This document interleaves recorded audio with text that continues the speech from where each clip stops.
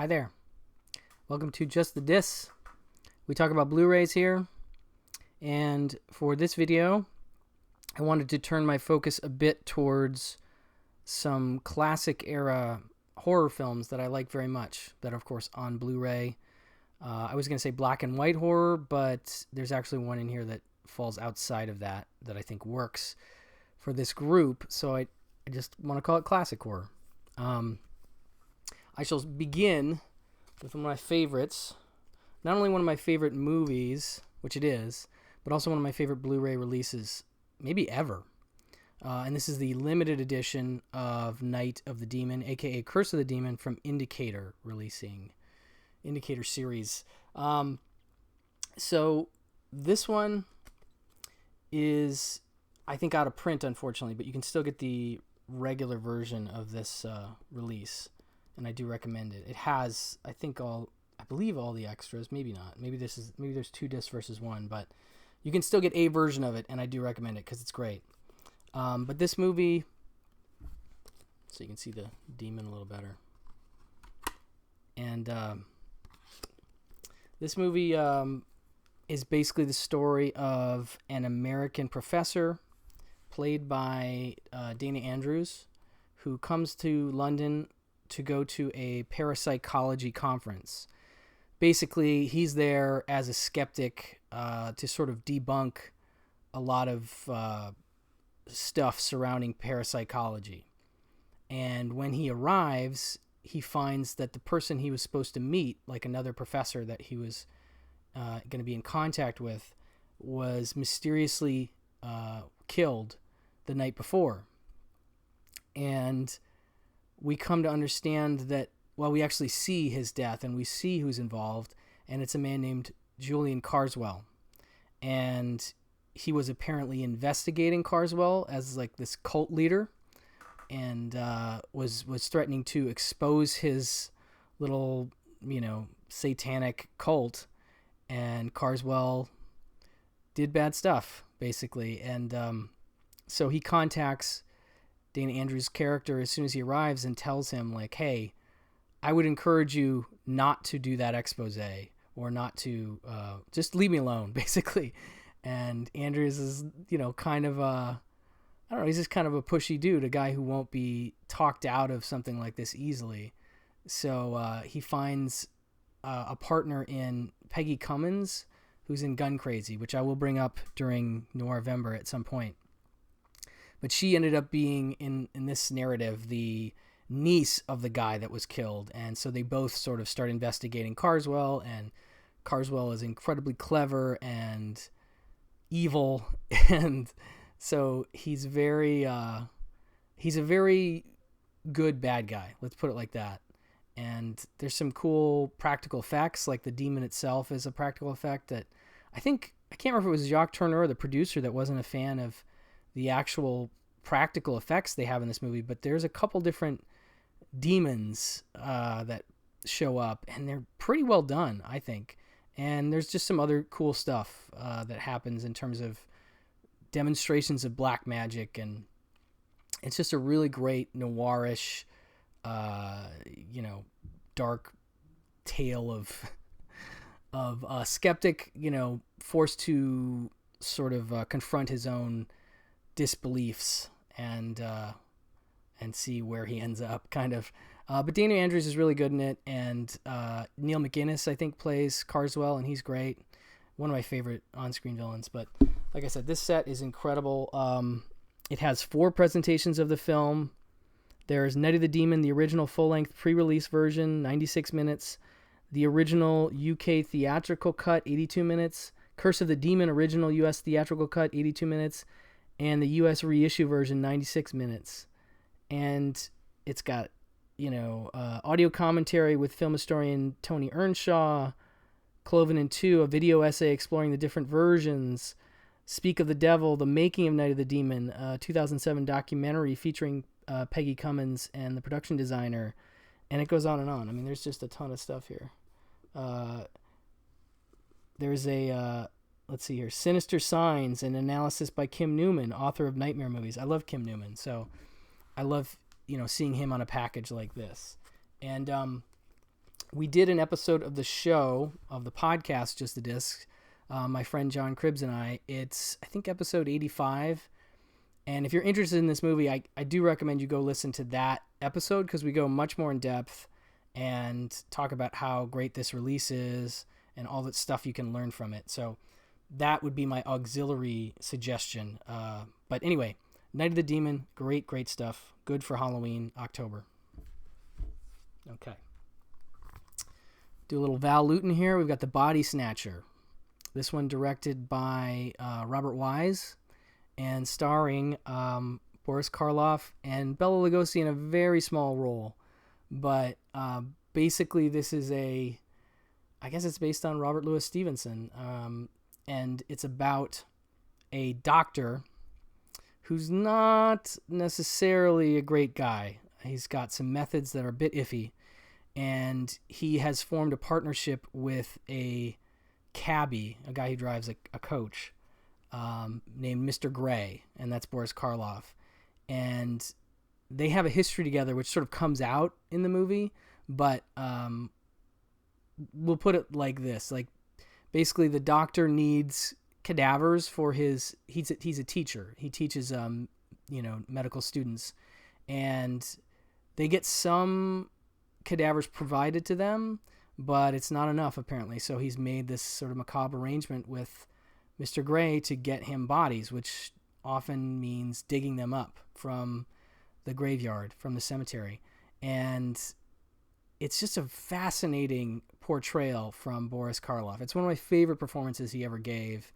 And he's just dark and creepy, but can be kind of nice. Like, there's this opening bit where he's talking to this little girl about his horse and how his horse will say hey to the little girl. And so he can be nice, but he can also be incredibly sinister. And as I said, the doctor and him have a history together, and it sort of comes out, and there's an animosity. There's a sense of like, boy, it'd be a shame if anybody found out what you're doing here, Doc, sort of a blackmail-ish kind of thing.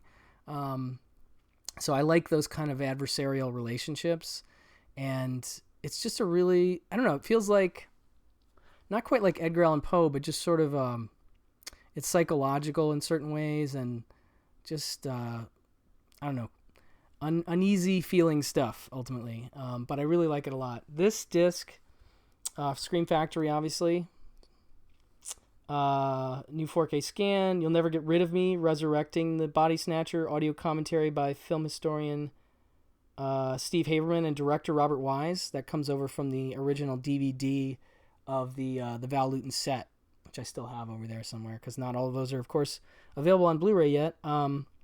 And then the documentary Shadows in the Dark, The Val Lewton Legacy, which is great. Just a documentary all about him. So this is a really solid disc for not only just the film, but you get some good features, including that doc. But good for, again, October. I'm going to go one more Val Lewton here. Also Scream Factory. We have The Leopard Man. And this is from 1943. This one is really great. I think I like Body Snatcher more, but it's set in New Mexico. Dennis O'Keefe plays a guy who manages this singer girl, and he decides, as sort of a publicity stunt, that he's going to get her a leopard on a leash that she can walk out onto the stage with, and it will get everyone's attention, and it'll be this, big deal. It'll totally help her career. So he does. She walks out with the leopard, and the girl singer that's performing before her is a bit annoyed and threatened by all the attention that the leopard gets. So she's a castanet dancer, and she shakes her castanets at the leopard, and it gets scared and runs away. And so this New Mexico village, a small village, suddenly starts having these deaths that at first seem like they're attributed to the leopard itself, but then the police types suspect maybe there's somebody out there using the leopard being on the loose as an excuse to commit murders and make it look like leopard killings. And I'll leave it to the movie to reveal what the actual deal is, but it's got some really incredible sequences. One of my favorite sound buses, I mean, for those that are familiar with Val Lewton's work and and his sound bus, I don't know, just the things he used to do. In Cat People, there's an actual bus that pulls up next to a woman, and it's, you know, totally silent, and the air brakes kick in, and it's sort of the origination of the jump scare is what that is. And this has a great one of that with a train trestle and this young girl. And I'll never forget showing my wife this movie for the first time, because she threw a drink all over herself and got some on me when that happened. It was just such an incredibly good jump scare. And I just love it when a movie that's as old as this can still work that effectively. And that's just a testament to how well made these movies were, how Val Lewton really sort of paid attention to the craftsmanship, the storytelling, and the details, you know, the scariness of it. What can we do? How can we use darkness, you know, to scare people? There's always darkness and shadows in these movies, and it's really well used. So I don't know. I like this one a lot. It's, these are both short. I want to say this one is like 77 minutes or maybe, no, this is 66 minutes. And I think this is about 77. So they're both, I love a movie under 90 minutes. And this one has a new audio commentary with film historian Konstantin Nazir, and an old commentary ported from the DVD with filmmaker William Friedkin, who likes Lewton and likes this movie a lot. And it's interesting to hear his thoughts. It's an interesting commentary for sure. So that's this Scream Factory Blu-ray of the Leopard Man. All right. One more Scream Factory. This one's called I Bury the Living with Richard Boone. This plays, to me, kind of like a Twilight Zone episode. I mean, it's actually not even that long. This is another one that's like 76 minutes. I love these. And it's about a guy who, Richard Boone is like a head of a department store or something, or it's in the family, and part of their community outreach is that they take on these local governmental posts. And he's elected as chairman of the local cemetery. And he has to oversee it, and he has to deal with the old caretaker there who's been there like 40 years. And it's not a job he particularly wants, but he does it. And one of the big features of this cemetery is you go into their sort of small main office, and there's a giant map of, well, you can see the map a little bit in that middle shot there. There's a giant map on the wall of the entire place, and each of the plots has a little push pin in it. The black push pins are, you know, graves that have been filled. Somebody's died. They had purchased a plot, and now they've passed away, and they are buried there. So you put a black pin in that. And then there are white pins on the board as well, and those are plots that are pre-purchased, you know, for that sad day when somebody will pass away. And the movie opens with this young couple coming to buy 2 matching plots together. And the woman's not particularly excited about this quote-unquote wedding gift. And Richard Boone, I think, accidentally puts black pins in those plots as opposed to white, not really thinking about it. The next day, that couple is killed in a car accident, or that night. And he doesn't think anything of that necessarily right away, but then he starts noticing that maybe there's something to do with this map that may have some kind of power. And so he does a few experiments where he's switching pins, and you can guess what happens. And, you know, it just kind of builds from that point. But I don't know. I like this one a lot. It's just low key, and Richard Boone is really good. If you haven't seen The Tall T, Bud Bedeker's The Tall T, I have that in the Indicator Bedeker Western set, which is another one of my favorite releases ever. Get the Bedeker Western set. It's so good. He's really good in The Tall T as the villain. He's just a great naturalistic actor, and I don't know. I like him a lot. So he does a wonderful job in this, and it just is, like I said, a little slice of Twilight Zone kind of horror-y stuff. So, again, Scream Factory. Got one here from Warner Archive. This is the color film. In fact, it's not full color, but it's 2-strip Technicolor. And so there's an emphasis on, I think, reds and greens and combinations thereof. but when you watch this, the color may look a little strange, but the print is actually gorgeous. Just because it's not going to look like Technicolor. But it was really early on. It's directed by Michael Curtiz, and it's like House of Wax before House of Wax, basically. So you have Lionel Atwill is the, I guess, Vincent Price character in this movie. And he is a sculptor. He makes wax figures, and he, treats them as his children, and he's very protective of them. He runs this museum in London. His business partner is pretty shady and decides that since the place is losing money, that he wants to light a match and burn the place down and collect $10,000 in insurance money.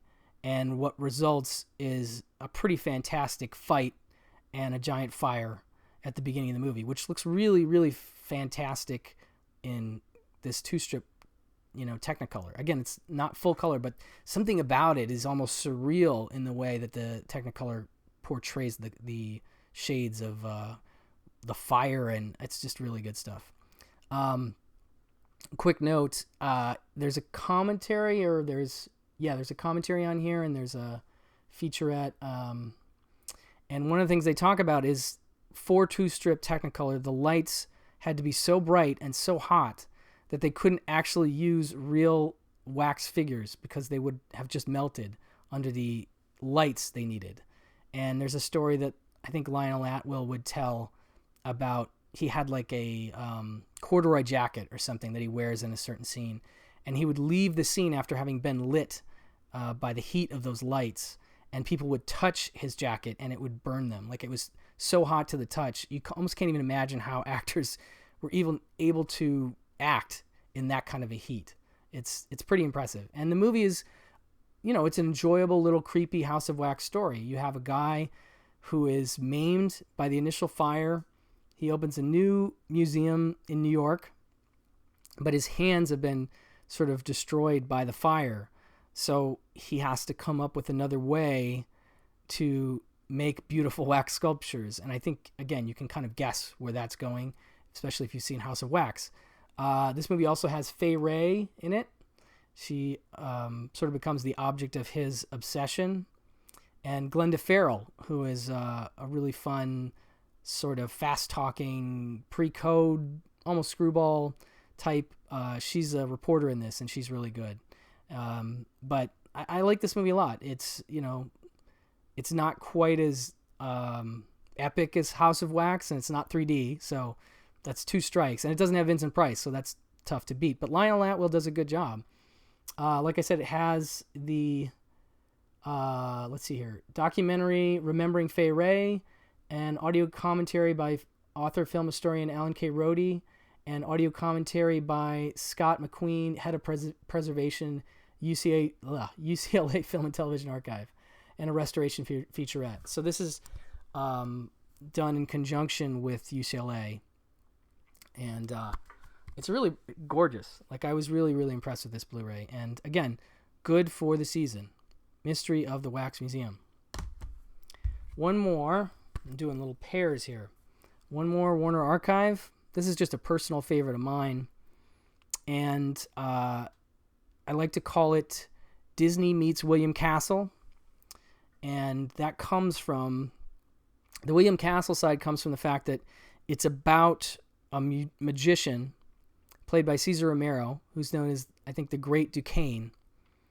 And we have sort of an opening sequence with him doing his act, and then we cut forward and he has died, and he's being buried. He's in a coffin with a window, and his daughter shows up, his estranged daughter, played by Connie Stevens.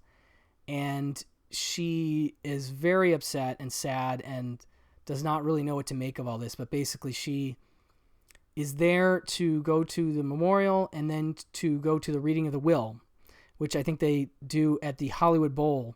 And if you're from LA at all, if you've ever been to the Hollywood Bowl, it's really neat to see the bowl in 1960, what is this, 4. Because it looks a lot like it does now in some ways. And I just love, they read it on the stage. It's just a weird choice, but it's kind of a cool character kind of thing. But So she inherits this old mansion that her father ran, right? And okay, I'm getting carried away. That's sort of the William Castle side of it, right? This mansion, it's creepy. It's actually got some gimmicks in it that are very much like William Castle actual gimmicks. The Disney side comes in, and in that this stars Dean Jones, who was in The Love Bug and a whole bunch of other Disney films. So I always, in That Darn Cat, I always think of Disney when I think of Dean Jones. And he is sort of a newspaper reporter that's trying to get close to the Connie Stevens character and sort of find out what's up.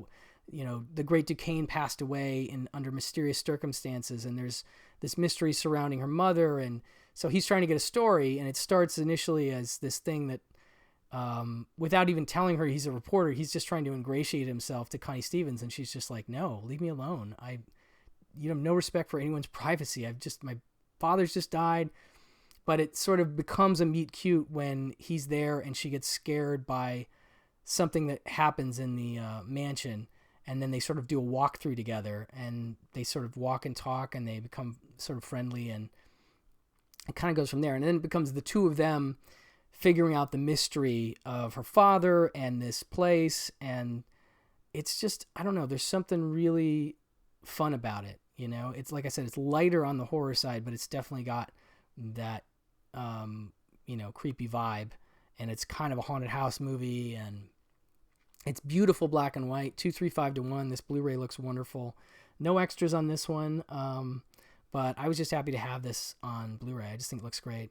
I recently picked this as one of my 60s cult movies on the Pure Cinema podcast, 60s cult episode we did, and I paired it with Murder at the Gallup, which is a sort of an Agatha Christie mystery that I also recommend, which is not yet on Blu-ray, which I would totally buy on Blu-ray.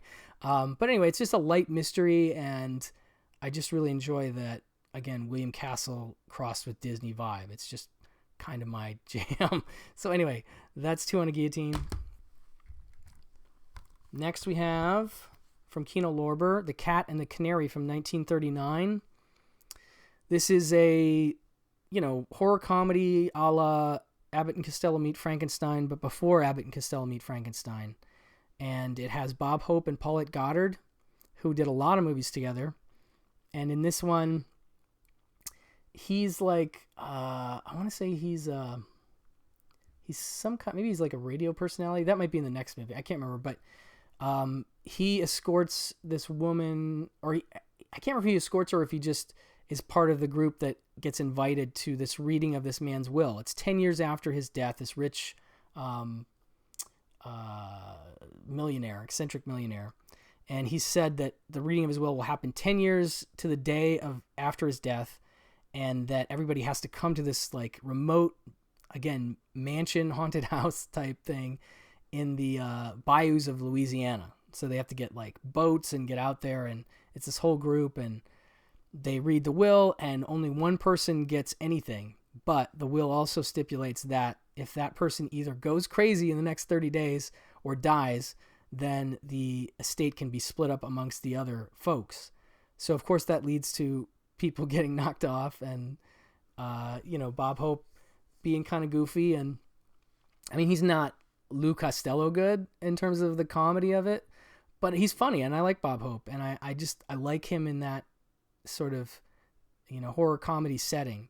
And this was a big hit, apparently, in 1939 when it came out. And so this is one that has been a long time coming to Blu-ray in terms of those horror comedy classics that folks remember and enjoy.